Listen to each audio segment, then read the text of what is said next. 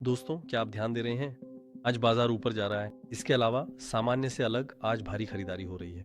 यानी बाजार तेजी के साथ ऊपर जा रहा है। तकनीकी रूप से भी ये अच्छी तरह ऊपर जा रहा है। ठीक है, अभी कुछ खास नहीं हुआ है, लेकिन आज बाजार में पिछली बार से कुछ अलग है। असल में आज एक दिलचस्प घटना घटी है। क्या आपको वह लूना टेराफॉर्म याद है? इस टेराफॉर्म लैब्स के दिवालिया प्रबंधक ने 2022 में टेरा को गिराने के लिए एक कंपनी पर मुकदमा दायर किया है। थोड़ी देर में मैं उस कंपनी का नाम बताऊंगा।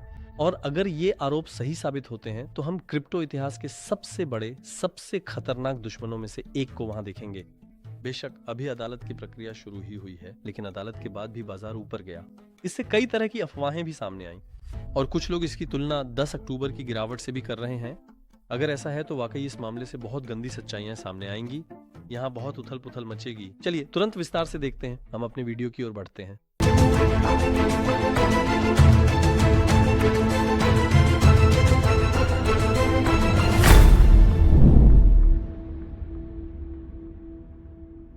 दोस्तों, एक बार फिर मेरे वीडियो में आपका स्वागत है। चाहे जैसे भी हो, थोड़ा सा भी बढ़त देखना इंसान को बहुत खुश कर देता है, लेकिन मैं हमेशा तकनीकी पक्ष से देखता हूँ। यानी मैं अनिच्छुक बढ़तों के साथ साथ उत्साही बढ़तों को भी देखता हूँ।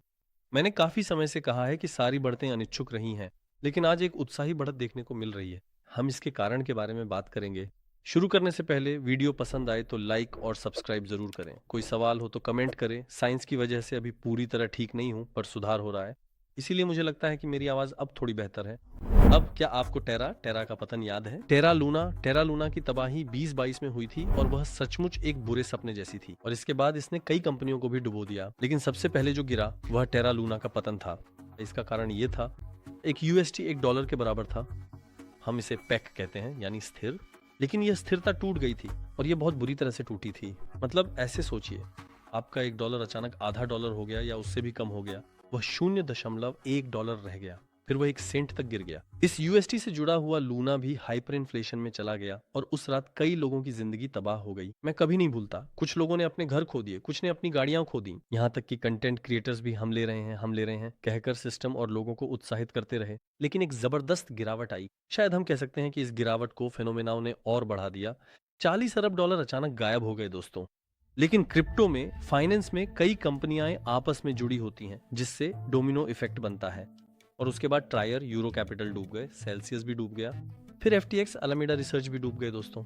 बहुत बड़ी दूसरी एक्सचेंज एफटीएक्स डूब गई और क्रिप्टो विंटर शुरू हो गया। उसके बाद सच में मुझे कोई ऐसा दौर याद नहीं जब हमारे चेहरे पर मुस्कान आई हो। सिर्फ ट्रंप के चुने जाने से पहले के 9 महीने या 1 साल बहुत अच्छा गुजरा, ऐसा कह सकते हैं। लेकिन हमने पुराना बुलबेयर साइकिल थोड़ा खो दिया है। लेकिन 2 दिन पहले मैनहट्टन में एक महत्वपूर्ण मुकदमा दायर हुआ और यह कल मीडिया में आया। मीडिया में आने के बाद क्रिप्टो में सच कहें तो जबरदस्त तेजी आनी शुरू हो गई और बेवजह की गिरावटें अचानक गायब हो गईं।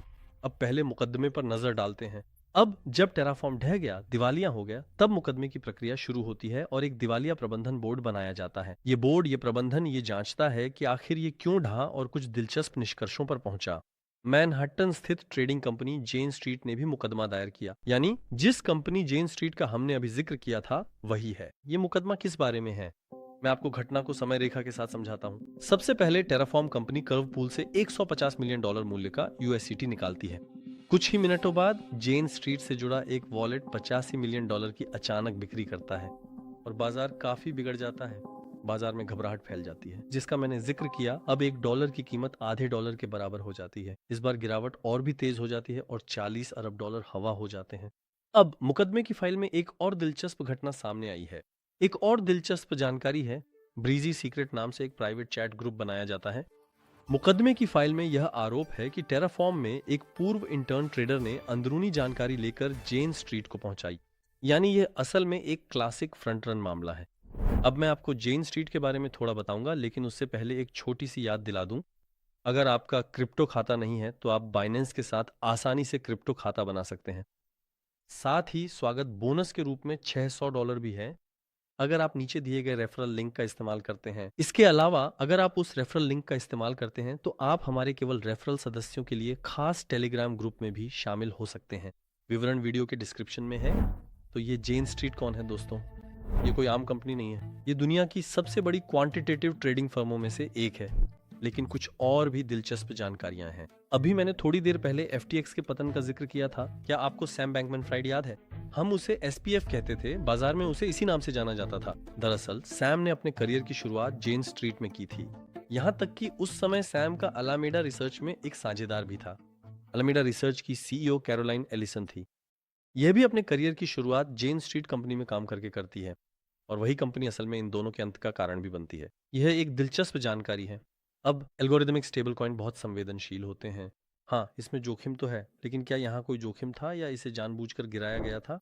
इस मुकदमे के नतीजे से हमें यह समझ में आएगा। अब जब लिक्विडिटी पूल से बड़ी मात्रा में निकासी की जाती है तो वह पूल दबाव में आ जाता है। अगर किसी को यह पता है तो वह उस समय बिक्री करके इस घबराहट, इस प्रतिक्रिया की शुरुआत कर सकता है। इसके बाद डेथ स्पाइरल नामक प्रक्रिया शुरू हो जाती है। UST डीपेग हो जाता है, यानी अब वह $1 के बराबर नहीं रहता। इसे संतुलित करने के लिए लूना बेची जाती है और लूना शून्य की ओर बढ़ने लगता है। UST भी शून्य की ओर बढ़ने लगता है। शायद कोई वहां से 300 से 500 मिलियन डॉलर कमा ले, लेकिन बाजार से 40 अरब डॉलर मिट जाते हैं और बहुत से लोगों की जिंदगी बर्बाद हो जाती है। तो जेन स्ट्रीट क्या कहता है? वह मुकदमे को खारिज करता है, कहता है कि हमने ऐसा कुछ नहीं किया। वह सभी आरोपों को बेबुनियाद बताता है। अब मुकदमा चलेगा, लेकिन टेराफॉर्म के ये प्रबंधक भी कुछ वॉलेट्स और उनके लेन देन साझा कर रहे हैं और कुछ आरोप लगाए गए हैं, यानी यह मुकदमा गंभीर हो सकता है। अब मैं इससे जुड़ी कई अकाउंट्स को IXT पे फॉलो कर रहा हूँ। कहा जा रहा है कि इस मुकदमे के बाद जेन स्ट्रीट कंपनी ने अब मैनिपुलेशन करना बंद कर दिया है। ये पूरी तरह से आरोप है, ये साबित हुई बातें नहीं है। लेकिन जैसा कि मैंने कल से कहा है और वीडियो की शुरुआत में भी बताया था, बाजार में गंभीर खरीदारों के साथ भारी मात्रा में तेजी देखी गई है। मैंने काफी समय से ऐसी तेजी नहीं देखी थी। ये भी एक और खाता है।